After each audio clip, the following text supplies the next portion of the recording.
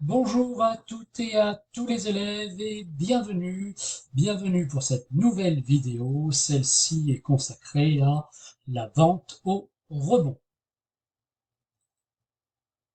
La vente au rebond, qu'est-ce que c'est? La vente au rebond, c'est lorsqu'un vendeur profite d'un contact pris à l'initiative d'un client pour l'informer d'une offre commerciale, et ce, après avoir procédé au traitement de sa demande initiale. La vente au rebond, elle est très pratiquée dans le domaine des banques, des assurances, de la téléphonie, etc.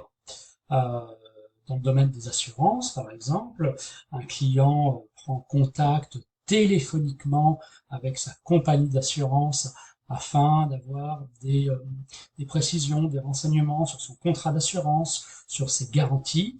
Eh bien, le conseiller en assurance va profiter de ce contact pour proposer une vente au rebond.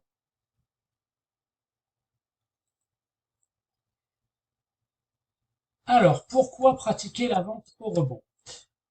Cela va contribuer à donner une image de conseiller.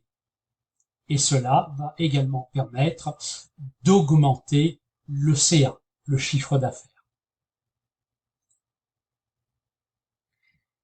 Quelles sont les étapes à suivre et à respecter pour réussir une vente au rebond?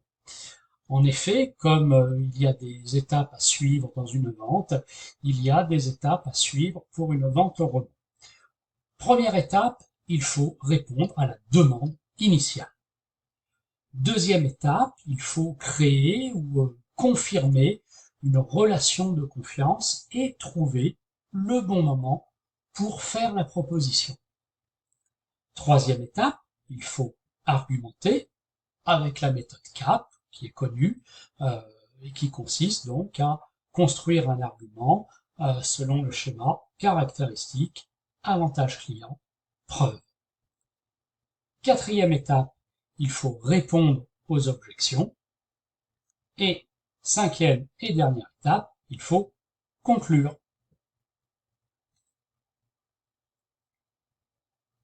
Quelles sont les techniques de vente au rebond?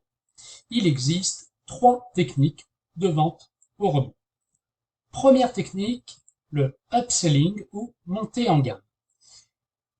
Il s'agit de proposer aux clients ou prospects un produit ou service supérieur ou plus cher que celui initialement évoqué. Deuxième technique, le cross-selling ou vente croisée. Il s'agit, à travers cette technique, de proposer un produit ou service complémentaire au produit ou service acheté par le client ou prospect. Troisième technique, le downselling ou descente en gamme. Eh bien, c'est une technique qui consiste à proposer une offre alternative à un prix inférieur quand l'offre initiale a été déclinée, a été refusée. La vente au rebond, quel contexte? Dans quel contexte peut-on faire de la vente au rebond? Dans quel contexte? Quand peut-on proposer de la vente au rebond? La vente au rebond peut se faire en face à face, que ce soit en point de vente ou au domicile du client. La vente au rebond peut également se faire sur Internet, sur les sites Internet. Quand on fait des achats, du shopping sur Internet, eh bien le site Internet va proposer d'autres produits, d'autres services en complément de ce qui est initialement acheté. Et la vente au rebond peut également être pratiquée par téléphone. Hein, euh, les marchands téléphoniques, les opérateurs téléphoniques sont très bons en vente au rebond.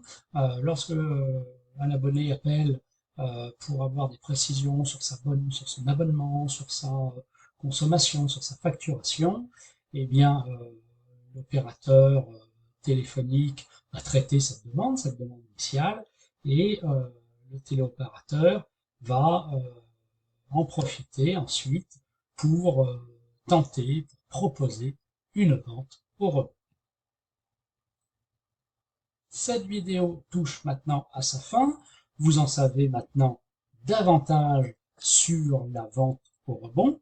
Je vous remercie donc pour votre écoute et je vous souhaite un bon travail et peut-être de bonnes ventes au rebond dans le cadre de vos activités.